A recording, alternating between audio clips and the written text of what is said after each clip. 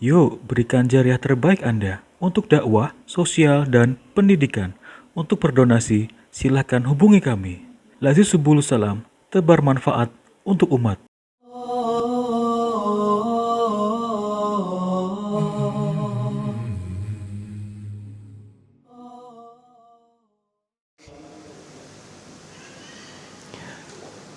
Dan carilah harta yang halal. Kami, keluarganya maksudnya istri dan anak-anaknya, sanggup menahan lapar. Tapi kami tidak sanggup untuk menahan api neraka. Pesan dari para istri ini kepada suami yang mau berangkat kerja mencari nafkah. Pesannya dahsyat luar biasa. Jangan pulang bawa harta haram, gampangnya gitu. Kami sanggup tidak makan, tapi kami nggak sanggup untuk mendapatkan api neraka. Masya Allah. Jika ini terjadi di hari ini, para istri yang demikian, suaminya saat kerja pasti mereka akan hati-hati. Di tempat kerja dia tidak akan melakukan hal-hal yang buruk. Dia mencari nafkah, dia jualan, dia bisnis, pasti dia akan hati-hati. Jangan sampai dia pulang membawa harta haram, jangan sampai dia pulang membawa makanan dari hasil yang diharamkan. Karena haram itu bisa terjadi pertama karena memang zatnya, barangnya haram. Ada lagi barangnya halal tapi didapat dari cara yang haram. Nah, ini masalah semua. Jamaah sekalian yang dimuliakan oleh Allah Ta'ala, kelak di akhir zaman orang-orang sudah nggak peduli lagi dengan halal dan haram. Wis kebiah uyas pokoknya golek duit, iso urip, mangan minum. Bahkan sekarang berlomba-lomba untuk mencari kemewahan, berlomba-lomba untuk menumpuk harta. Padahal semua itu akan ditinggalkan. Rumah ditinggal, harta ditinggal, istri anak ditinggal, suami keluarga ditinggal. Mati nggak dibawa apa-apa kecuali ya amal soleh yang pernah dia lakukan dan amal maksiat yang pernah dikerjakan.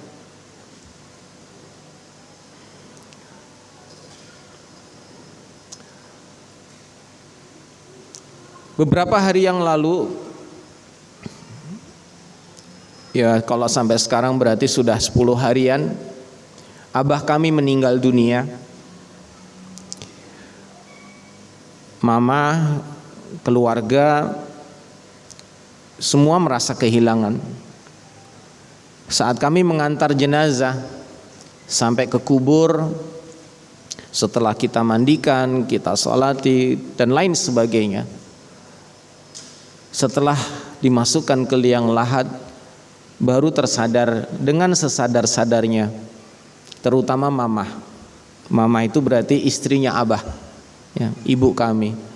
Sadar apa coba? Ternyata nggak ada yang dibawa sama abah.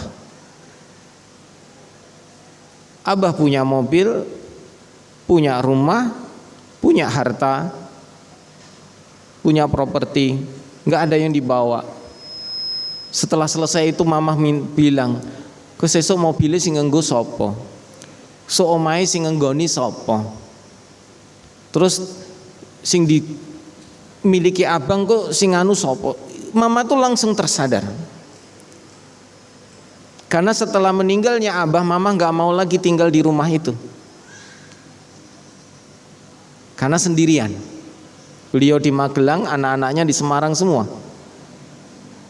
Langsung tersadar bahwa harta yang dimiliki oleh beliau tidak ada yang dibawa. Terus nanti nasibnya bagaimana? Bagi kami, alhamdulillah, mama memiliki kesadaran yang luar biasa tentang masalah hal tersebut. Karena sebelumnya tentang harta yang jenenge wong wedok, wis kencenge ra karuan. Di depan rumah abah itu ada pohon mangga yang sedang berbuah banyak sekali. Dan buahnya itu teng grandul dicekel, wes gampang. Orang lewat ngambil gampang. Di depan rumah banyak buahnya. Nyuwun sewu, ada orang mau minta, mamahi pelit. Nandur wae angel jikuk. Gampangane pelit lah. Buah. Nah kemarin setelah abah meninggal, ya Allah, Bu kok manggane nganu ya Bu, sae banget, apik banget. Monggo-monggo dipendhet mawon pun mboten napa-napa, dijiko sing pun anu malah kon do jiko. Padahal kemarin pelite ra karuan. Mungkin wong wedok ngono kali ya. Ndak ya? Nah, setelah kematian Abah ini tersadar bahwa semuanya itu nggak ada yang dibawa. Sampai akhirnya mama sekarang rajin sedekah. Wis apa sing ngono wis keke weh. Sampai buah mangga enteng grandul itu dipesankan kepada tetangga karena ditinggal ke Semarang, pesen sama tetangga, Pak nyuwun sewu ki mongke nek peleme wis do mateng pun monggo jenengan pendet dibagi-bagike wis monggo lah. Sampai segitunya. Terus kitab-kitabnya Abah sudah dipesan nih Mas Farid, nanti kitabnya ambil semua, wis Mas Farid sing iso neruske. Sampai sudah diamane. Ki mobil mengke sing iki wae sing nganggo. Omah mbuh langku piye lah. Artinya menyadari betul bahwa orang meninggal enggak ada yang dibawa kecuali amal dia sendiri. Hartanya ditinggal semua. Betapa masalahnya muncul apabila kita mendapatkan semua harta-harta tersebut dari cara yang haram, padahal nanti ditinggal. Nauzubillah. Maka beruntunglah mereka yang meninggalkan harta-harta yang halal dan kemudian diberikan kepada ahli warisnya dan menjadi amal soleh buat mereka. Masya Allah. Jelas ya? Apa akibatnya jika orang mereka mendapatkan sesuatu dari yang haram, memakan dari yang haram? Ada satu kisah yang luar biasa di zaman Nabi SAW. Seorang musafir yang dia memiliki hajat yang luar biasa, rambutnya kusut, bajunya sudah lusuh, dan dia mengangkat tangannya tinggi-tinggi ke langit karena dia punya hajat sambil mengatakan ya Rob, ya Rob, sambil mengucapkan keinginannya. Tapi kata Nabi SAW, doanya tidak didengar oleh Allah Ta'ala dan tidak ada satupun yang dikabulkan oleh Allah Ta'ala karena makannya haram, minumnya haram, pakaiannya haram. Padahal sudah jelas doa yang dikabulkan oleh Allah adalah doanya seorang musafir. Apalagi dia mengangkat tangannya tinggi-tinggi dan mengucapkan asma Allah, ya Rabb. Maka sesungguhnya harusnya dia mendapatkan keutamaan doa yang langsung diijabah. Tapi kata Allah Ta'ala, kata Rasulullah SAW, tidak ada doa yang dikabulkan darinya meskipun dia seorang musafir, meskipun dia mengangkat tangannya tinggi-tinggi menyebut asma Allah. Karena pakaiannya, makannya, minumnya berasal dari sesuatu yang diharamkan. Maka kelak di padang mahsyar tidak akan beranjak kaki seseorang di hadapan Allah, tidak bergeser, tidak pergi sebelum ditanya kepadanya 4 hal. Yang pertama, Allah akan tanya kepadanya tentang umurnya, dihabiskan untuk apa. Yang kedua tentang jasadnya, tubuhnya, dipakai buat apa. Yang ketiga akan ditanya tentang ilmunya, dimanfaatkan untuk apa. Dan yang keempat akan ditanya tentang hartanya, dari mana dia dapatkan dan untuk kemana dia belanjakan. Khusus untuk harta ditanya 2 hal, dari mana kamu dapat dan untuk apa kamu pakai. Berat. Sehingga antara orang yang tidak berharta dengan yang berharta berat hisapnya. Gampangannya besok di hari kiamat itu orang yang miskin hisapnya jauh lebih cepat. Orang kaya hisapnya jauh lebih lama. Dan jika sama-sama masuk surga, orang miskin lebih dulu masuk surga. Selisih 40 tahun dibandingkan orang kaya yang masuk surga.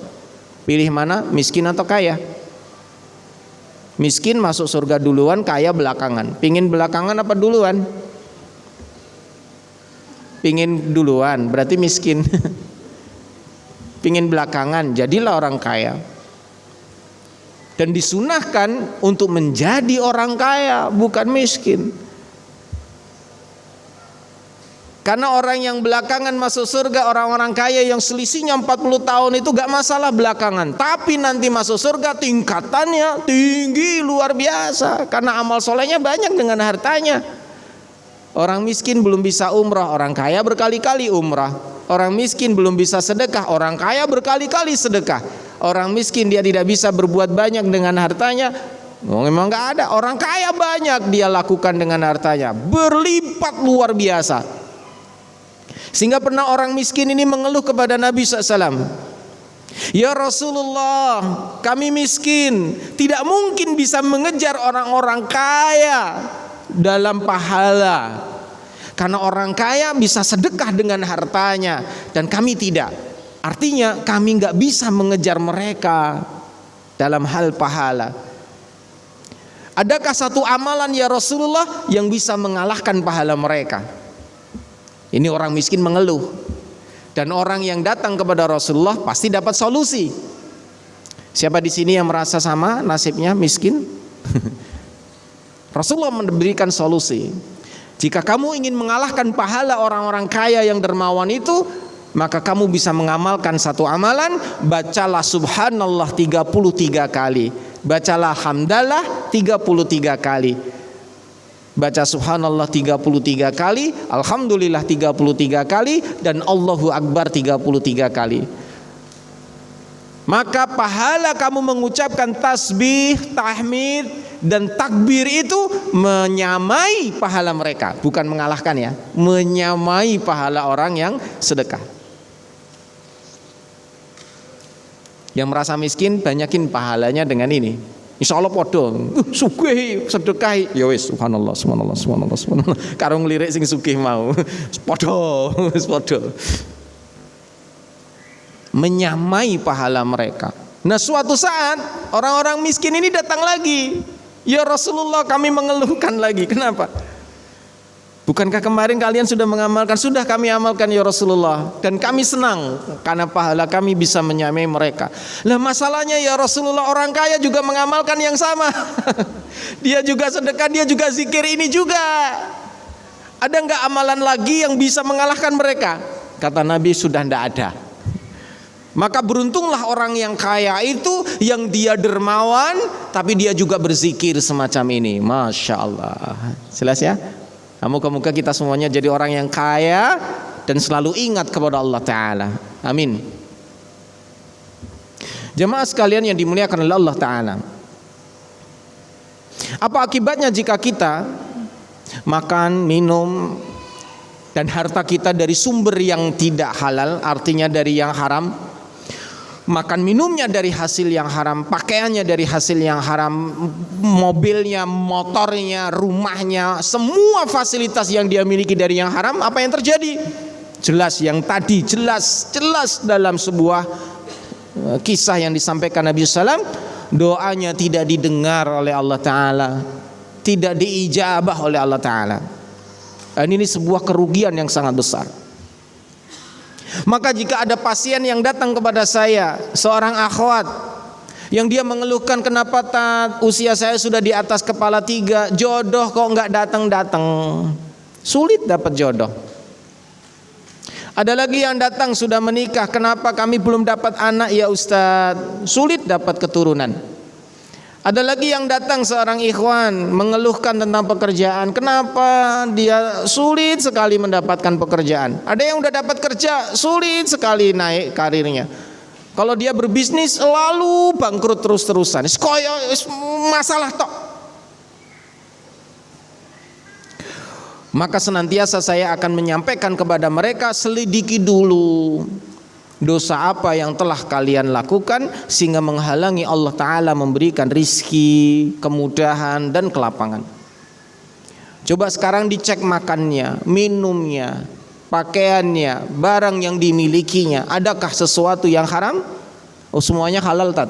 Nah sekarang pertanyaan kedua, apakah didapat dari yang haram?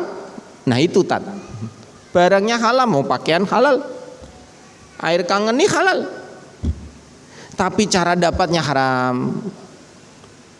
Contoh gampang, saya dikasih minum di situ tadi, dipersilakan, memang untuk saya. Setelah dipersilakan untuk saya ambil, halal nggak? Hah? Halal. Maka saya minum menjadi sesuatu yang halal, halal barangnya, halal untuk saya makan karena saya dapat dengan cara yang benar. Nah, bagaimana contohnya dapat air yang halal tapi caranya haram? Saya nggak dikasih sama panitia, saya nyuri ngambil di belakang.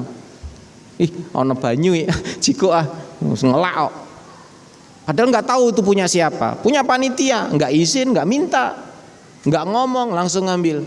Maka meskipun airnya halal, Kangen Water ini halal, tapi saya dapatnya dengan cara yang haram, maka hasilnya beda. Maka banyak penyakit yang muncul dan kami membantu untuk meruqyah mereka karena dari hal-hal yang sedemikian.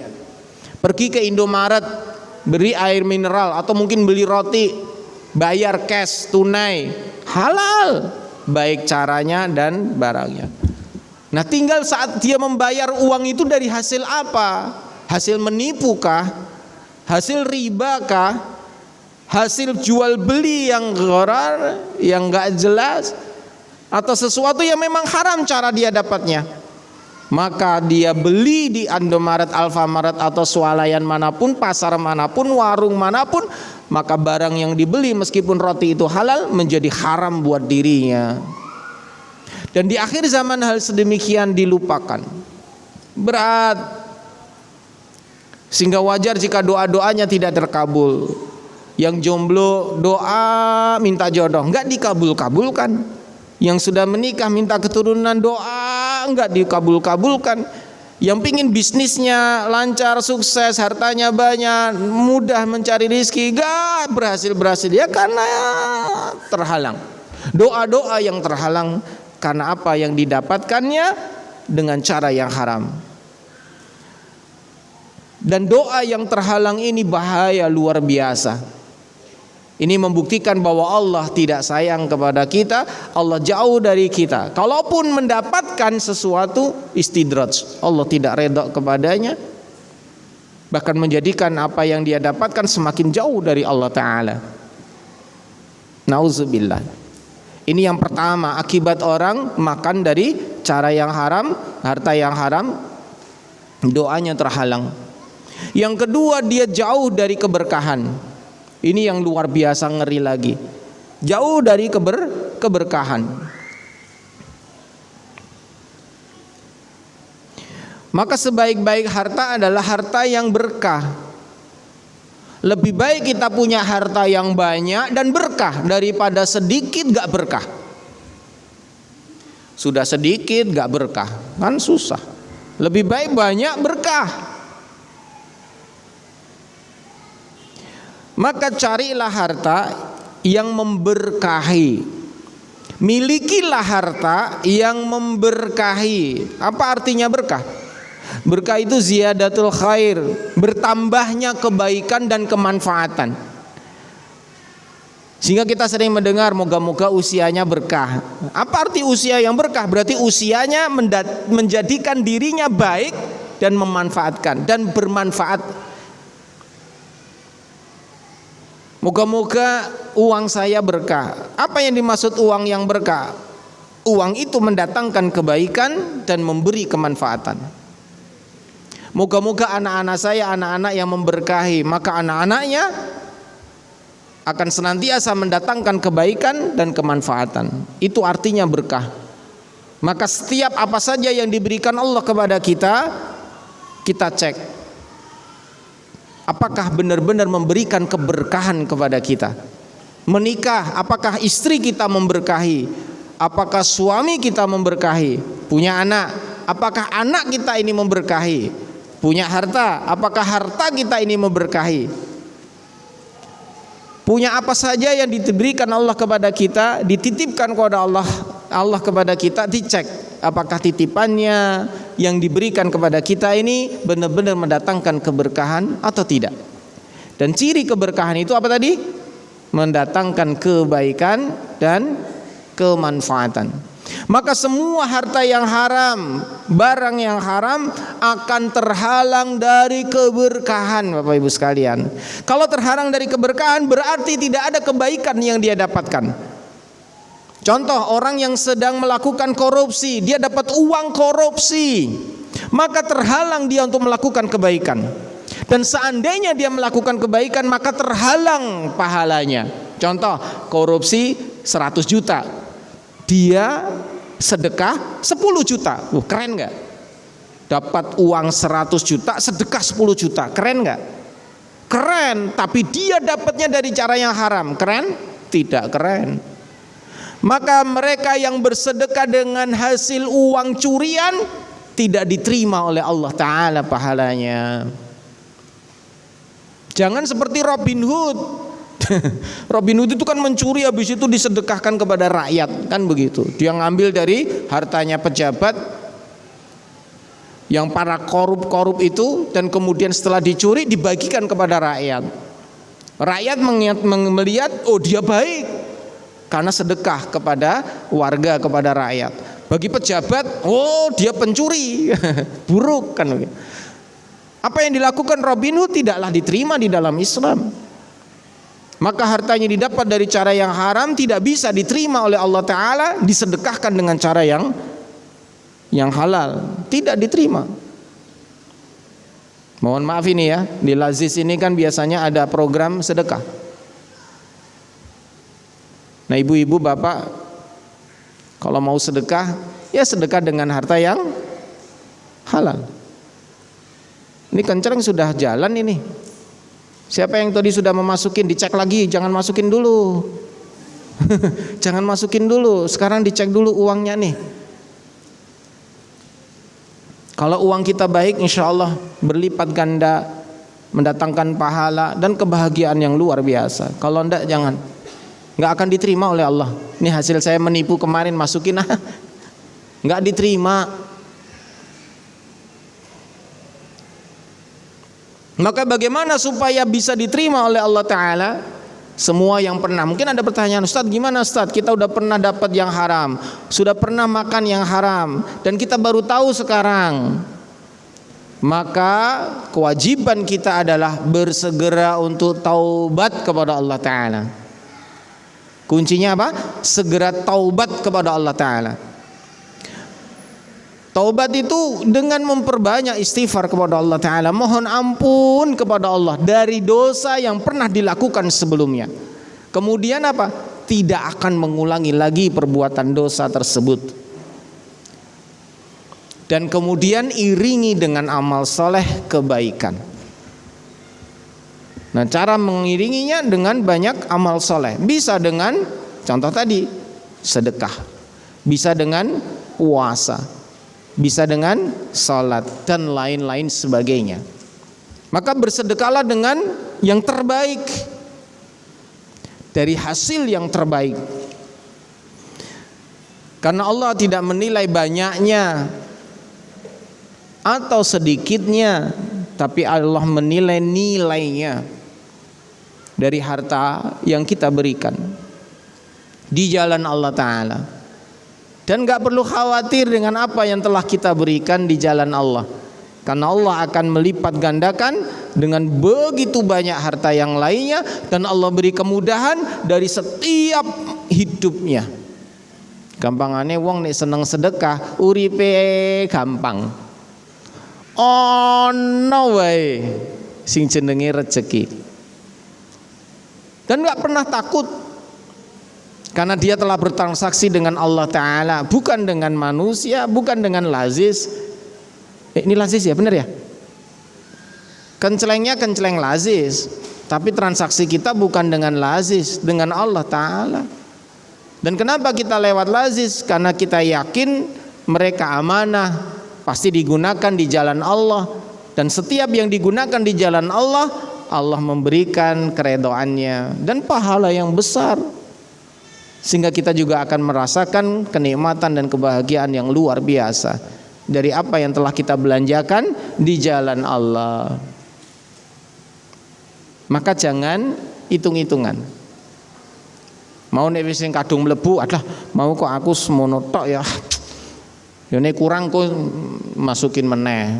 Aja gelo. Mau kegeden kleru len jikuk. Wong itu semua titipan kok. Paham ya? Titipan, paham?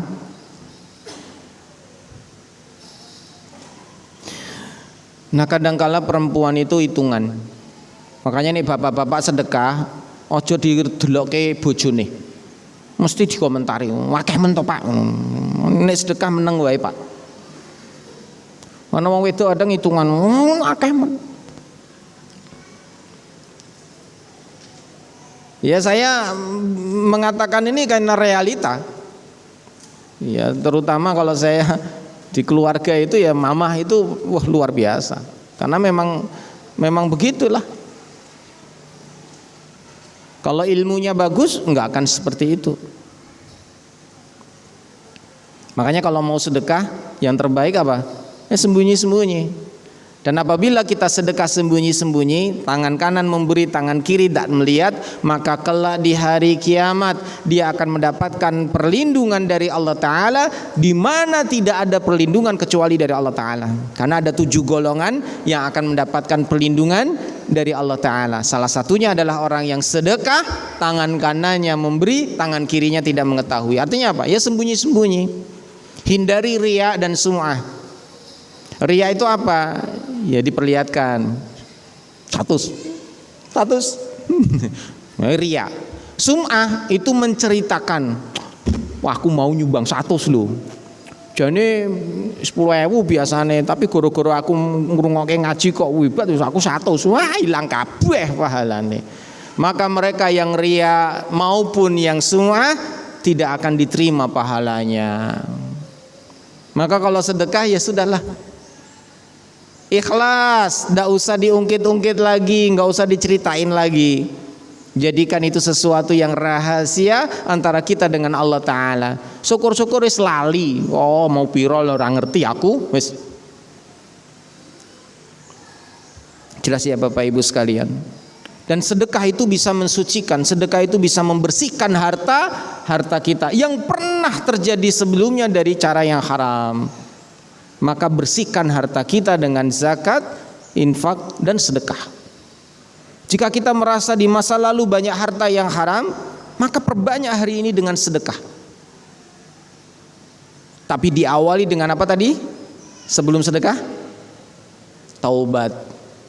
Setelah bertaubat, berjanji kepada Allah enggak akan mengulangi lagi, maka beramal solehlah. Salah satu cara amal soleh adalah bersedekah. Ada lagi diiringi setelah sedekah dengan apa? Puasa. Itu luar biasa.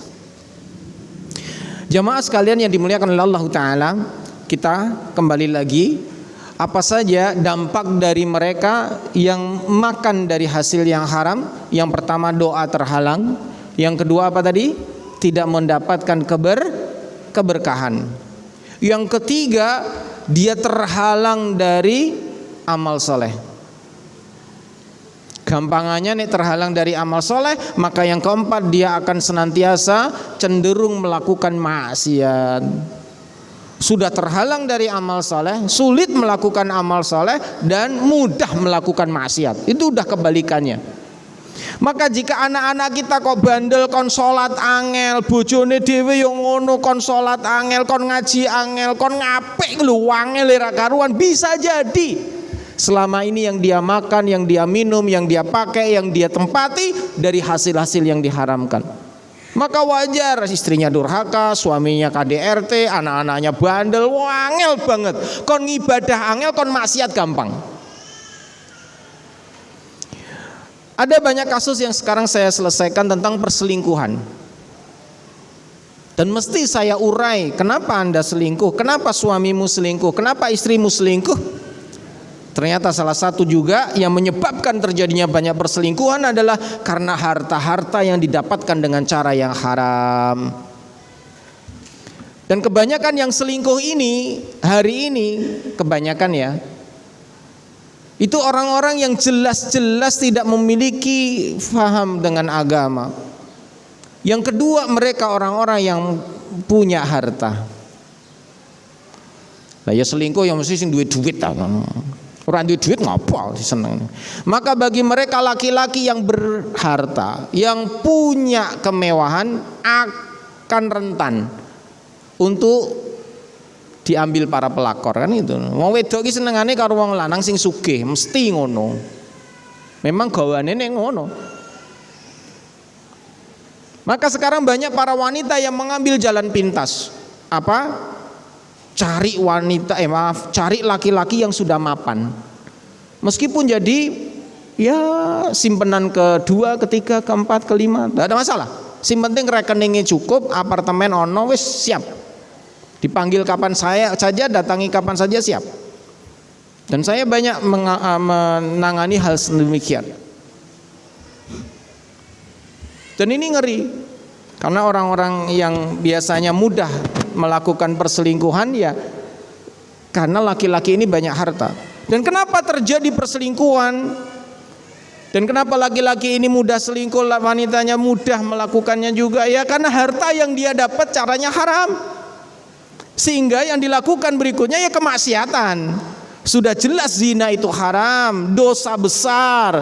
Sudah jelas yang namanya selingkuh itu haram, dosa besar, ya dilakukan. Kenapa? Karena dia punya uang. Coba kalau nggak ada uang, sulit. Orang miskin selingkuh itu langka. Miskin selingkuh langka banget, apa sih diselingkuhi? Dan perempuan itu sangat rentan kalau mereka miskin gak ada duit. Laki-laki itu rentan kalau dia punya duit. Karena wong lanang kene duwe duit nyoh, gampangan.